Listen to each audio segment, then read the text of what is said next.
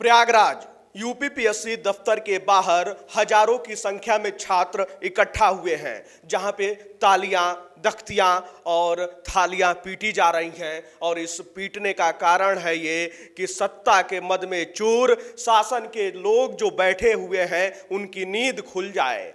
और इसकी गूंज लखनऊ तक पहुंच चुकी है। जी हाँ, इसका सीधा सीधा उदाहरण है कि जिस तरीके से लखनऊ में आज से यानी कि 14 तारीख से धारा 163 लागू कर दी गई है, इन तमाम त्योहारों और आंदोलनों को देखते हुए ये साबित करता है। और इसको लेकर अखिलेश यादव ने भी सरकार पर जमकर निशाना भी साधा है। लेकिन आखिर प्रयागराज में क्या क्या हो रहा है और इसके पीछे की कहानी क्या है? और चौथे दिन जो लोग ये सोच रहे थे कि दिन प्रतिदिन ये आंदोलन क्या धीरे धीरे कम होता जाएगा, लग तो ऐसा नहीं रहा है। ये आंदोलन और भी उग्र होता जा रहा है। और जिस तरीके से आज सुबह की तस्वीर सोशल मीडिया से लेकर खबरों में चर्चा का केंद्र बनी हुई है, वो खबर और वो तस्वीर अगर आप भी देखेंगे तो आपका दिल दहल उठेगा। जी हाँ, सुबह सुबह प्रिंस एक तस्वीर आती है प्रयागराज से। वो तस्वीर होती है गौरी नामक लड़की की, जो चल नहीं पाती है, जो बैसाखी के सहारे चल रही होती है। और वहाँ के छात्र इस बात का दावा करते हैं कि कुछ लोग सादी वर्दी में आते हैं और उसकी बैसाखी छीन ली जाती है। वो वीडियो भी आपने देखा होगा कि किस तरीके से सोशल मीडिया पर वो वीडियो वायरल हो रहा है। और वो लड़की रोती हुई नजर आती है, उसके पैर में चोट भी लगी होती है। ये भी कहा जाता है, वहाँ के स्थानीय छात्र ये भी कहते हैं कि महिला कांस्टेबल भी मौजूद नहीं थी। तो ये भयावह तस्वीर सामने आई। डबल बैरिकेटिंग दोनों गेटों के पास की गई थी, लेकिन वो बैरिकेटिंग भी छात्रों द्वारा तोड़ दी गई। और देखिए, प्रथम दृष्टया इसमें जो है, इस पूरे प्रकरण में ये तमाम बिंदु सामने आए। प्रिंस, खास बात यह भी रही कि आयोग का यह कहना था कि छात्रों का एक गुट आए, उनसे बातचीत करे, अगर बात बन जाती है तो ठीक है, नहीं तो बात जो है आगे शासन तक पहुंचाया जाएगा। लेकिन सुबह से लेकर अभी तक की क्या तस्वीर निकलकर सामने आई?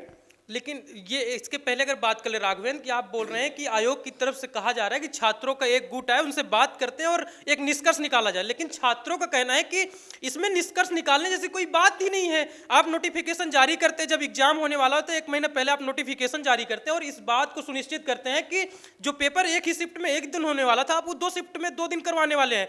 तो हमें वो जो नॉर्मलाइजेशन की बात कर रहे हैं, तो हम उसमें नो लगा रहे हैं। नो नॉर्मलाइजेशन हमको चाहिए, जैसा पहला था वैसा करिए। हमारी तरफ से कोई एक गठन नहीं बनेगा और वो आपसे बात करने नहीं आएगा। आप सीधा सीधा ये करिए कि जो ये प्रक्रिया आप नोटिफिकेशन में जारी करते हैं कि 2 शिफ्ट में 2 दिन एग्जाम होगा, उसको हटा दीजिए और हमारी कोई मांग नहीं है और हमारा गुट कोई आपसे बात करने नहीं आएगा। और आपने बात की कि आज सुबह से क्या तस्वीरें थी, कि लगातार आप लोग सोशल मीडिया पे देख रहे होंगे, आयोग के आसपास लगातार पुलिस की तरफ से 2 लेयर में, जैसे आपने बात की, बैरिकेटिंग की गई थी। और सुबह लगभग 8-9 बजे तक एक तस्वीर ये आती है कि छात्रों की इतनी संख्या ना, वहाँ पे पुलिस के लोग वो भी कम पड़ते जा रहे हैं। वहाँ पे छात्र उग्र हो जाते हैं और कहीं ना कहीं बैरिकेटिंग को तोड़कर और आयोग की तरफ जाने लगते हैं। एक खबर ये भी आई कि उस समय वहाँ के जो राजीव नारायण मिश्र इस समय डीआईजी हैं, डीआईजी आयोग के अंदर उपस्थित थे और उसी समय ये पूरी प्रक्रिया होती है और पुलिस की नाकामी कहीं ना कहीं नजर आती है। तो ये अभी सुबह से चल रहा है। और एक खबर और है कि रात में लगभग 12-1 बजे, वो आज का ही दिन लग जाता है, उस समय एक खबर ये आती है कि जो प्रयागराज में संस्कृति कोचिंग है, उनके जो प्रयागराज के डायरेक्टर हैं, प्रयागराज के डायरेक्टर को कहीं ना कहीं गिरफ्तार कर लिया जाता है। इस वजह से सुबह से ये खबर चर्चा में बनी हुई है, सुबह से बनी हुई है। और इस बात को कहा गया पुलिस की तरफ से कि वहां पे जो प्रदर्शनकारी हैं वो कहीं ना कहीं उनके लिए खाना पीना और रहने की व्यवस्था करवा रहे थे, जिसके बाद से संस्कृति कोचिंग के जो डायरेक्टर है प्रयागराज के, उनको गिरफ्तार किया गया है। बिल्कुल, देखिए, तो कहीं ना कहीं कोचिंग संस्थानों से जुड़े हुए जो लोग हैं वो भी इस आंदोलन में सहयोग दे रहे हैं और धीरे धीरे उन पर भी सरकार या प्रशासन नकेल कसने का प्रयास कर रही है। लेकिन जिस तरीके से प्रयागराज में ये आंदोलन धीरे धीरे बढ़ता जा रहा है, आपको बता दें कि इसका प्रमुख कारण क्या है। जैसा कि प्रिंस ने नॉर्मलाइजेशन का जिक्र किया, नॉर्मलाइजेशन आखिर क्या है? आसान भाषा में इसको समझा जाए तो जो सरकार ये कह रही है कि डबल शिफ्ट में और 2 दिनों में जो है परीक्षा कराने का, तो देखिए, पहली शिफ्ट जो है 9:30 के बाद की है, 2 बजे के बाद दूसरी शिफ्ट है। तो इन 2 शिफ्टों में जब पेपर होंगे तो पेपर अलग अलग होंगे। और ये भी हो सकता है कि किसी पाली में पेपर कठिन आ जाए और आसान आ जाए। तो चयन की प्रक्रिया जो हो उसको सामान्य बनाने के लिए नॉर्मलाइजेशन की प्रक्रिया सरकार ने लाई। लेकिन छात्र कह रहे हैं कि ये प्रक्रिया जो है वो सही नहीं है, वो सही सटीक नहीं बैठेगा और हमको नॉर्मलाइजेशन नहीं चाहिए। छात्रों का कहना है कि आप नॉर्मलाइजेशन करेंगे, ठीक है, लेकिन आप पैमाना तय कर दीजिए ना, कैसे करेंगे? आप बोल रहे हैं कि दोनों शिफ्ट के पेपर अलग अलग होंगे, वो बाद में तय किया जाएगा किस प्रकार से नॉर्मलाइज किया जाएगा। लेकिन बच्चे कह रहे पैमाना तो तय कर दीजिए, किस प्रकार से करेंगे? क्या आप इस बात को सुनिश्चित कर पाएंगे कि पहले पाली में पहले दिन जो पेपर होगा, उस जो दूसरी पाली में दूसरे दिन पेपर होगा, उससे वो कठिन होगा? आप कैसे इस बात को सुनिश्चित कर पाएंगे? तो ये सारी प्रक्रिया चल रही है। और इस बीच जो आपने शुरुआती दौर में बात की कि एक लड़की की बैसाखी छीन ली जाती है, उस पर अखिलेश यादव समाजवादी पार्टी की तरफ से एक ट्वीट भी आया, जिसमें अखिलेश यादव लिखते हैं कि इलाहाबाद में एक आंदोलनकारी दिव्यांग छात्रा की बैसाखी पुलिस ने ले ली है। ये खबर बताती है कि भाजपाई और उनकी सरकार कितनी निर्दयी और संवेदनहीन है।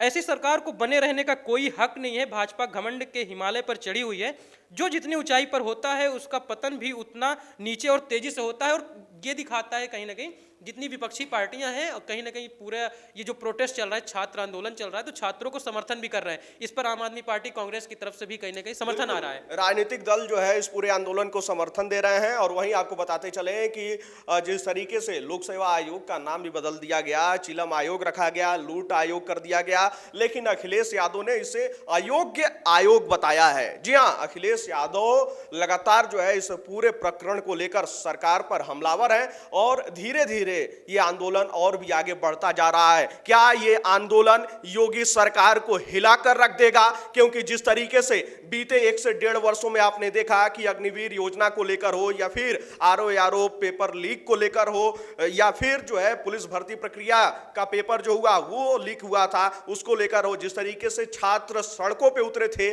और इतिहास आप खंगालेंगे तो आप पाएंगे कि जब जब सड़कों पे छात्र उतरे हैं तो फिर कुछ नया ही देखने को मिला है। और प्रिंस, जिस तरीके से बीते दिनों जो है आरओ का पेपर लीक हुआ, उस समय भी छात्र उतरे थे। बिल्कुल, ये कहीं ना कहीं पिछले 1 साल की बात हो गई है। जनवरी का समय हुआ था, आरओ और एआरओ और पुलिस दोनों को पेपर लीक हुए थे और छात्र सड़कों पर उतर आए थे। कुछ ऐसी तस्वीरें नजर आ रही थी 1 साल पहले, जब ऐसे प्रोटेस्ट चल रहा था, जिसके बाद से सरकार को झुकना पड़ा था और इस बात को सुनिश्चित करना पड़ा था कि 6 महीने के अंदर ये एग्जाम करवाए जाएंगे। और पुलिस एग्जाम करवाया गया, हालांकि आरओ और एआरओ में देरी हुई।